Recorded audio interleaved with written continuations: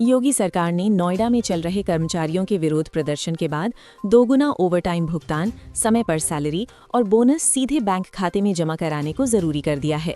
नए नियमों के तहत 10 तारीख तक सैलरी, साप्ताहिक अवकाश और रविवार को काम पर दोगुनी मजदूरी तय की गई है।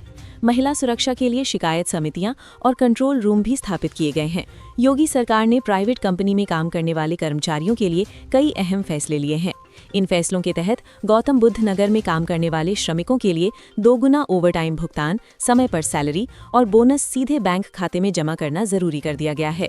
ये फैसला नोएडा में लगातार कंपनी मालिकों की मनमानी और सैलरी में देरी व अनियमितताओं के विरोध में 3 दिनों से काम बंद कर सड़कों पर उतरे कर्मचारियों के प्रदर्शन को देखते हुए लिया गया है। इसके बाद भी वहीं सोमवार की सुबह भी कर्मचारियों ने नोएडा के फेज 2 इलाके में प्रदर्शन किया। पुलिस ने हल्का लाठीचार्ज कर भीड़ को तितर-बितर किया। मुख्यमंत्री योगी आदित्यनाथ शनिवार को लखीमपुर खीरी के दौरे पर पहुंचे। उन्होंने पलियाकलां तहसील के थारू क्षेत्र चंदन चौकी में थारू जनजाति के परिवारों को जमीन के मालिकाना हक संबंधी अधिकार पत्र सौंपे। इस दौरान मुख्यमंत्री योगी ने विपक्षी दलों पर जमकर निशाना साधा। नेपाल सीमा पर स्थित पलियाकलां के चंदन चौकी पहुंचे।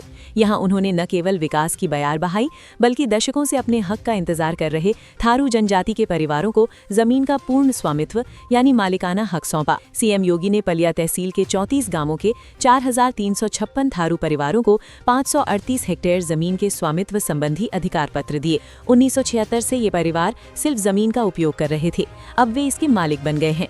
इसके अलावा विकास परियोजनाओं का लोकार्पण और शिलान्यास किया।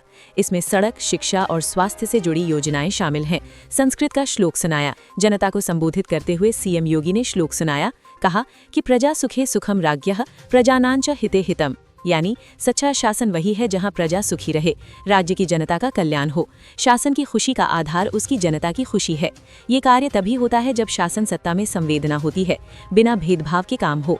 आज जो काम हो रहा है ये उसी संवेदना का काम है। पहले सब कुछ सैफई में होता था। सीएम योगी मुख्यमंत्री ने कहा कि आपकी पहचान को खत्म करने पर उतारू थे। याद करिए, आपको अधिकार तो नहीं मिल पाया, आपके नौजवानों के सामने पहचान का संकट जरूर खड़ा कर दिया था। कहीं माफिया का संकट तो कहीं गुंडों का संकट, कहीं कर्फ्यू का संकट। लेकिन जिस जमीन पर आपने सपने बोए थे, आज उस सपने को डबल इंजन की सरकार ने आकार दिया है। आपको जमीन का भौमिक अधिकार दिया है।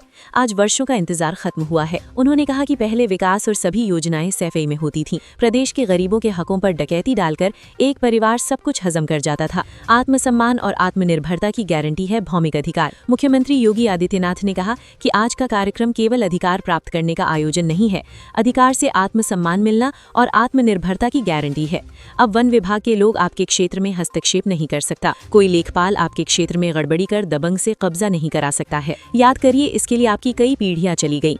दशकों की अधूरी यात्रा आज इस पुनर्वास कार्यक्रम के साथ आगे बढ़ रही है।